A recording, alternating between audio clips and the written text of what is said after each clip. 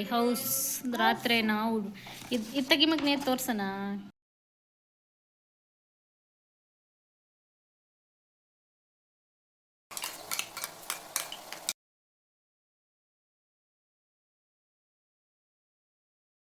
Hi friends, welcome back to my YouTube channel. I hope ಎಲ್ಲರೂ ಚೆನ್ನಾಗಿದ್ದೀರಾ ಅಂತ ಭಾವಿಸ್ತಾ ಇವತ್ತಿನ ವಿಡಿಯೋ ಸ್ಟಾರ್ಟ್ ಮಾಡ್ತಾ ಇದ್ದೀನಿ. ಯಾರ್ಯಾರು ನನ್ನ ಯೂಟ್ಯೂಬ್ ಚಾನಲ್ನ ಇನ್ನೂ ಸಬ್ಸ್ಕ್ರೈಬ್ ಆಗಿಲ್ಲ, ಸಬ್ಸ್ಕ್ರೈಬ್ ಆಗಿ ಹಾಗೆ ಒಂದು ಲೈಕ್ ಮಾಡಿ, ಶೇರ್ ಮಾಡಿ, ಕಮೆಂಟ್ ಮಾಡಿ ಅಂತ ಹೇಳ್ತಾ ಇವತ್ತಿನ ವಿಡಿಯೋ ಸ್ಟಾರ್ಟ್ ಮಾಡೋಣ ಬನ್ನಿ. ಇವತ್ತೇನಿಲ್ಲ, ಬೆಳಿಗ್ಗೆನಿಂದನೇ ಸ್ಟಾರ್ಟ್ ಮಾಡ್ತಾ ಇದ್ದೀನಿ.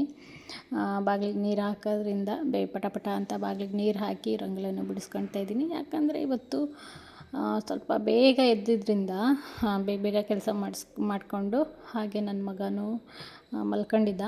ಅವನಿಗೂ ಸ್ಕೂಲಿಗೆ ಕಳಿಸ್ಬೇಕು. ಮತ್ತು ನಮ್ಮ ಮನೆಯವರು ಕೂಡ ಇವತ್ತು ಬೇಗ ಡ್ಯೂಟಿಗೆ ಹೋಗಬೇಕು ಅಂತ ಹೇಳಿದರು. ಹಾಗಾಗಿ ಬೇಗ ಎದ್ದು ಪಟ ಅಂತ ಎಲ್ಲ ಕೆಲಸ ಮಾಡಿ ಮುಗಿಸ್ಕೊಬಿಡೋಣ ಅಂತ ರಂಗೋಲಿನ ಬಿಡಿಸ್ತಾ ಇದ್ದೀನಿ. 11ರಿಂದ 6 ಚುಕ್ಕಿ ಮಧ್ಯ ಚುಕ್ಕಿ ರಂಗೋಲಿನ ಹಾಕ್ತೀರಾ. ಹಾಗಾಗಿ ಪಟ ಅಂತ ಹಾಕ್ಕೊಬಿಡೋಣ. ಇದು ಕೆಲವೊಂದು ಸರಿ ನಮಗೆ ಸುಮಾರು ರಂಗೋಲಿಗಳು ಬರ್ತವೆ, ಆದರೆ ಕೆಲವೊಂದು ಸರಿ ಮತ್ತೆ ಹೋಗುತ್ತೆ ಅವೆಲ್ಲ.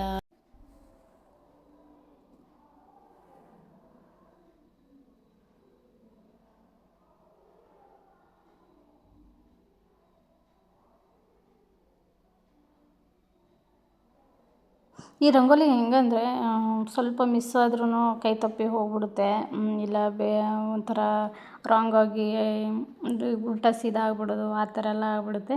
ಹಾಗಾಗಿ ಸ್ವಲ್ಪ ಹುಷಾರಾಗಿ ಹಾಕಬೇಕು. ರಂಗೋಲಿನೂ ಅಷ್ಟೇ, ಚುಕ್ಕಿನೂ ಅಷ್ಟೇ. ಗೊತ್ತಿದ್ದರೆ ಮಾತ್ರ ಹಾಕೋಕ್ಕಾಗೋದು. ಇಲ್ಲ ತಪ್ಪು ಚುಕ್ಕಿ ಇಟ್ಕೊಂಡ್ವಿ, ಡಾಟ್ ಇಟ್ಕೊಂಡ್ವಿ ಅಂದರೆ ಅದು ಇಡೀ ರಂಗೋಲಿನೇ ಹಾಳಾಗಿಬಿಡುತ್ತೆ. ಹಾಗೇನೂ ಅಷ್ಟೇ ನಮ್ಮ ಲೈಫಲ್ಲೂ ಕೂಡ ಒಂದು ತಪ್ಪು ದಾರಿ ಹೆಜ್ಜೆ ಇಟ್ವಿ ಅಂದರೆ ನಮ್ಮ ಲೈಫು ಕೂಡ ಅದೇ ಥರ ಸ್ಪಾಯ್ಲ್ ಆಗಿಬಿಡುತ್ತೆ. ಹಾಗಾಗಿ ನಾವು ಏನೇ ನಿರ್ಧಾರ ತಗೋಬೇಕಾದ್ರೆ ಸ್ವಲ್ಪ ಯೋಚನೆ ಮಾಡಿ ಎಲ್ಲ ತಿಳ್ಕೊಂಡು ಹೆಜ್ಜೆನ ಇಡಬೇಕಾಗುತ್ತೆ. ಇದು ನಾವು ಯಾರ ಜೊತೆ ನಿಂತ್ಕೊಂಡ್ರೆ ಚೆನ್ನಾಗಿ ಕಾಣ್ತೀವಿ ಅನ್ನೋಕ್ಕಿಂತ ನಾವು ಯಾರ ಜೊತೆ ಇದ್ದರೆ ನಮ್ಮ ಲೈಫ್ ಚೆನ್ನಾಗಿರುತ್ತೆ ಅನ್ನೋದನ್ನು ನಾವು ಡಿಸೈಡ್ ಮಾಡಬೇಕು. ಮನಸ್ಸನ್ನು ಇಷ್ಟಪಡಿ, ನೀವು ಚಂದನ ಇಷ್ಟಪಟ್ಟು ನಿಮ್ಮ ಲೈಫ್ ಪಾರ್ಟ್ನರ್ ಆಗಿರಲಿ, ಇಲ್ಲ ಯಾರೇ ಆಗಿರಲಿ, ಅವ್ರನ್ನ ಸೆಲೆಕ್ಟ್ ಮಾಡೋಕ್ಕೆ ಹೋಗಬೇಡಿ. ಹಾಗೆಯೇ ನಮ್ಮ ಕೈಲಿ ಏನೂ ಆಗೋಲ್ಲ. ಬೇರೆಯವ್ರಿಗೆ ನೋಡಿದಾಗೆಲ್ಲ ಅಯ್ಯೋ ಅವ್ರು ಎಷ್ಟು ಚೆನ್ನಾಗಿ ಇದು ಮಾಡ್ತಾರೆ, ಅವ್ರು ಎಷ್ಟು ಚೆನ್ನಾಗಿ ಮಾತಾಡ್ತಾರೆ, ಇಲ್ಲ ಅವರು ಎಷ್ಟು ಚೆನ್ನಾಗಿ ಅಟ್ರಾಕ್ಟಿವ್ ಆಗ್ತಾರೆ ಅಂತ ಕೆಲವರು ಅಂದ್ಕೊಳ್ತಾರೆ. ಏನು ಗೊತ್ತಾ, ಎಲ್ಲದರಲ್ಲೂ ಒಂದು ಸ್ಪೆಷಾಲಿಟಿ ಅನ್ನೋದಿದ್ದೇ ಇರುತ್ತೆ. ಅವರಲ್ಲಿ ಅಂತೇನಿಲ್ಲ, ಎಲ್ಲದರಲ್ಲೂ ಪ್ರತಿಯೊಬ್ಬ ಮನುಷ್ಯ, ಪ್ರತಿಯೊಬ್ಬ ಜೀವಿಯಲ್ಲೂ ಅವ್ರದ್ದೇ ಆದ ಸ್ಪೆಷಾಲಿಟಿ ಇರುತ್ತೆ. ನಾವು ಅದನ್ನು ನಮ್ಮದರಲ್ಲಿ ಏನು ಸ್ಪೆಷಾಲಿಟಿ ಇದೆ ಅನ್ನೋದನ್ನು ನಾವು ಗುರುತಿಸ್ಕೋಬೇಕು. ಇಲ್ಲ ಅಂದರೆ ಬೇರೆ ಯಾರು ಗುರ್ಸೋಕ್ಕಾಗಲ್ಲ. ನಮ್ಮದ್ರಲ್ಲಿ ನಾವೇನು ಸ್ಪೆಷಲ್ ಇದ್ದೀವಿ ಅಂತ ನಾವೇ ಗುರ್ಸ್ಕೋಬೇಕು. ಹಾಗೆಯೇ ನಮ್ಮದ್ರಲ್ಲಿ ಏನಿದೆ ಅಂತ ನಾವು ಗುರ್ಸ್ಕೊಂಡು ಆಮೇಲೆ ನಮ್ಮಿಂದ ಬೇರೆಯವ್ರಿಗೆ ಏನಾದರೂ ಹೆಲ್ಪ್ ಆಗುತ್ತಾ, ಇಲ್ಲ ಬೇರೆಯವ್ರಿಗೆ ಸಹಾಯ ಆಗುತ್ತಾ, ನಾವು ಈ ಥರ ಮಾತಾಡಿದ್ರೆ ಅದು ಯಾವ ಥರ ಪರಿಣಾಮ ಬೀರುತ್ತೆ ಅನ್ನೋದು ನಮಗೆ ಗೊತ್ತಿರಬೇಕು.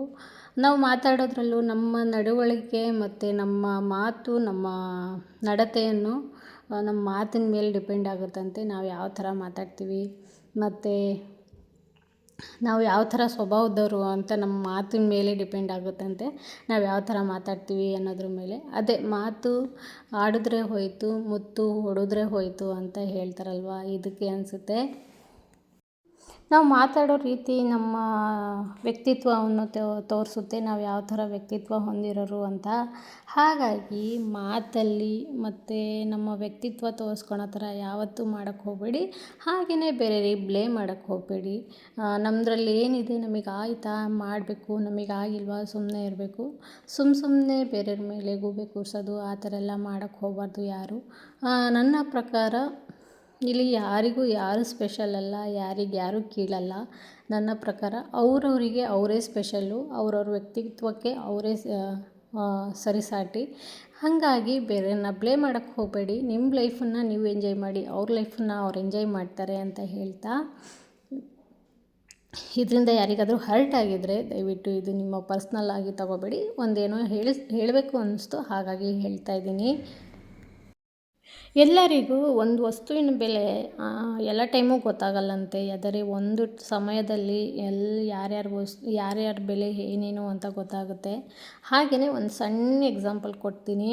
ಅದು ಎಷ್ಟೇ ದುಬಾರಿಯಾಗಿದ್ರೂ ಕೆಲವೊಂದು ಸರಿ ನಮ್ಮ ಜೊತೆನೇ ನಮ್ಮ ವ್ಯಕ್ತಿತ್ವನೂ ಬೆಲೆ ಕಟ್ಟಲಾಗದ ವ್ಯಕ್ತಿತ್ವ ಇರುತ್ತೆ. ಹಾಗೆಯೇ ನಮಗೇನಾದರೂ ಒಂದು ಸ್ಪೆಷಾಲಿಟಿ ಇರುತ್ತೆ. ಒಂದು ಎಕ್ಸಾಂಪಲ್, ಒಂದು ಫ್ಯಾಮಿಲಿ ದುಬೈಗೆ ಹೋಗ್ತಾರಂತೆ. ದುಬೈಗೆ ಏನಕ್ಕೆ ಅಂದರೆ ವಾಚ್ ಪರ್ಚೇಸ್ ಮಾಡೋಕ್ಕೆ. ಹಾಗೆ ಅಲ್ಲಿ ಅವ್ರು ಏನಾದರೂ ಟ್ರಿಪ್ ಹೋದಾಗ ಅಲ್ಲಿ ವಾಚ್ ಅಂಗಡಿ ನೋಡಿ ಪರ್ಚೇಸ್ ಮಾಡಲಿಕ್ಕೆ ಹೋಗ್ತಾರಂತೆ. ಅವಾಗ ಪರ್ಚೇಸ್ ಮಾಡೋಕ್ಕೆ ಹೋದಾಗ ಇವರು ತೀರಾ ರಿಚ್ಚು ಅಲ್ಲ, ಮೀಡಿಯಮ್ ಆಗಿ ಇದ್ದಂಥ ಫ್ಯಾಮಿಲಿ ಇವರು. ಅಂದರೆ ಮೀಡಿಯಮ್ ಲೆವೆಲಲ್ಲಿ ಇದ್ದಂಥ ಫ್ಯಾಮಿಲಿ ಹೋಗಿ ವಾಚ್ ಅಂಗಡೀಲಿ ಕುತ್ಕೊಳ್ತಾರಂತೆ. ಯಾವ್ಯಾವ ಎಷ್ಟೆಷ್ಟು ಪ್ರೈಸಿಂದು ತುಂಬ ಕಾಸ್ಟ್ಲಿದು ವಾಚ್ ಯಾವುದಿದೆ, ಎಷ್ಟೆಷ್ಟದಿದೆ ಅಂತ ನೋಡ್ತಿರ್ತಾರಂತೆ. ವಾಚ್ ಅಂಗಡಿಯವರು ಡೈಮಂಡ್ ವ್ಯಾಪಾರಿಗಳು, ಅಂದರೆ ವಜ್ರ ವ್ಯಾಪಾರ ಮಾಡ್ತಾರಂತೆ. ಅಂದರೆ ಸೇಲರ್ಸ್ ಇರ್ತಾರಲ್ವ, ಆ ಥರ ಮಾಡಿದಾಗ ಇವರು ಹಾಕ್ಕೊಂಡಿರುವಂಥ ಇಯರಿಂಗ್ಸ್ ಮೇಲೆ ಒಂದು ಕಣ್ಣು ಬೀಳುತ್ತಂತೆ ಅವ್ರದ್ದು, ವಾಚ್ ಅಂಗಡಿ ಅವ್ರದ್ದು.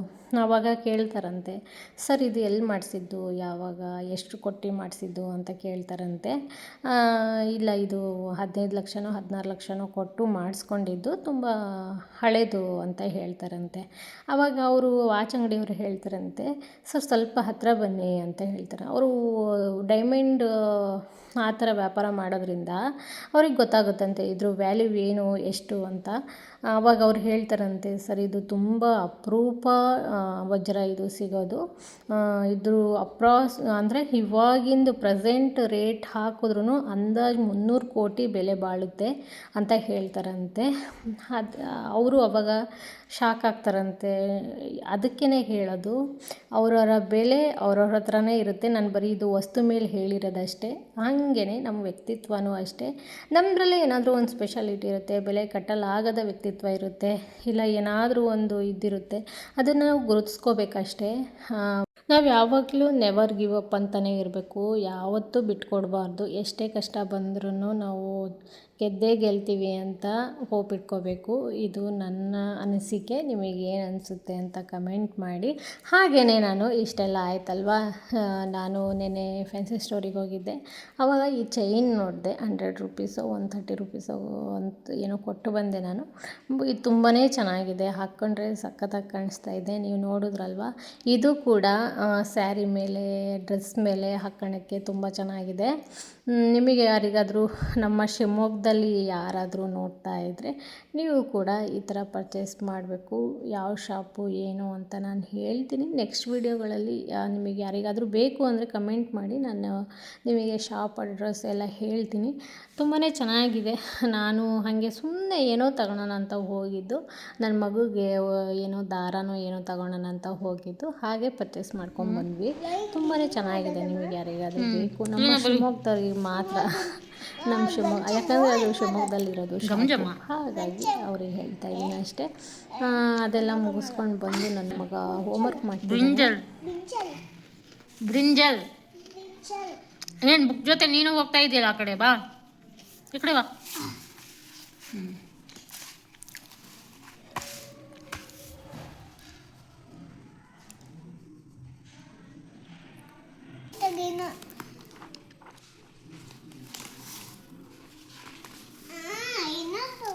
ಏನು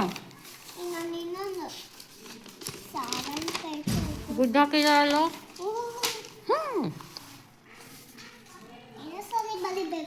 1 to 10 ಬರಿಬೇಕು ಪಪ್ಪು, ಇಡೀ ಪೇಜು.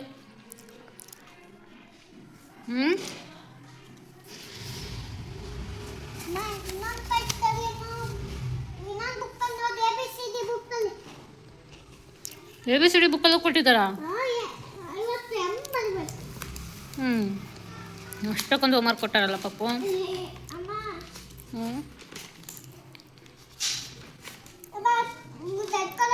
ಇದು ಗ್ರೀನ್ ಮಾಡು ಲೀಫಿಗೆ. ಇಲ್ಲಿ ಚಿಲ್ಲಿಗೂ ಗ್ರೀನು, ಗ್ರೀನ್ ಚಿಲ್ಲಿಗೆ ಗ್ರೀನ್ ಮಾಡು. ಆ ಗ್ರೀನಾ? ಪ್ಯಾರೆಟ್ ಕ್ಲೀನಾಗೆ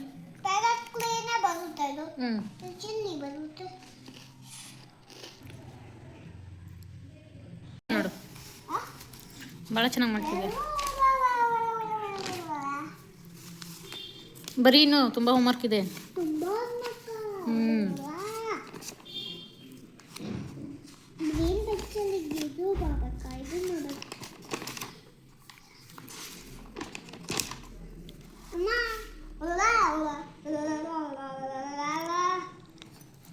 ಕಂಪ್ಲೀಟ್ ಮಾಡು. ಎಷ್ಟೊತ್ತು ಮಾಡ್ತೀಯಾ?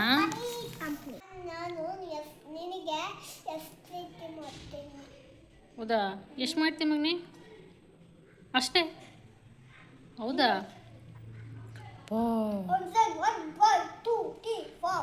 100 3 4 ಮಾಡ್ತೀಯಾ? ಸರಿ ಕಂದ. ಅದಕ್ಕೆ ನೀನು ತುಂಬ ಇಷ್ಟ ನನಗೆ.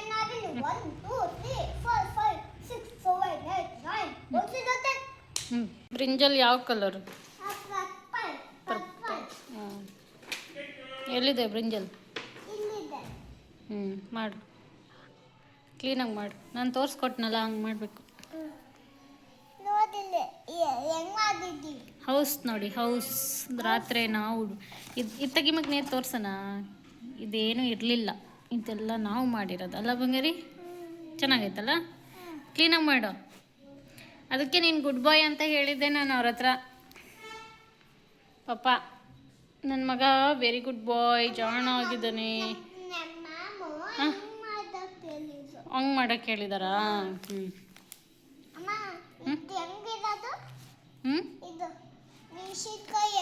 ಗ್ರೀನ್ ಚಿಲ್ಲಿ ಯಾವ ಕಲರ್ ಇರುತ್ತೆ? ಟೊಮೆಟೊ ಜಾಣಿ.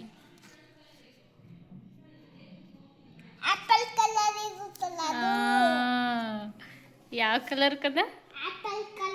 Apple colour.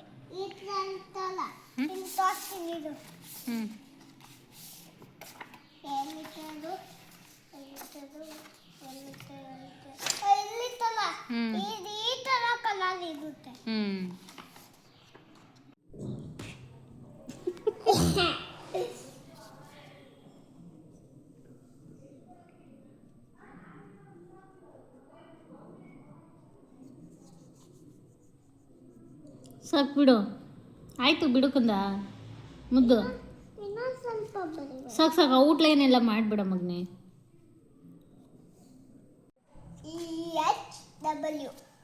ಏನದು? ಜಾಣ. ನೈಸ್ ಪಾಪ, ಚೆನ್ನಾಗಿ ಮಾಡಿದ್ಯಾ. ಇದೆಲ್ಲ ಫಿಲ್ ಮಾಡ್ಬೇಕು ಮಗನೇ. ಇಲ್ಲಿ ಇದೆಲ್ಲ ಫಿಲ್ ಮಾಡಬೇಕು.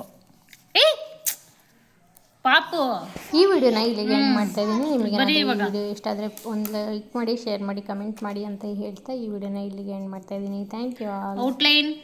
Outline no.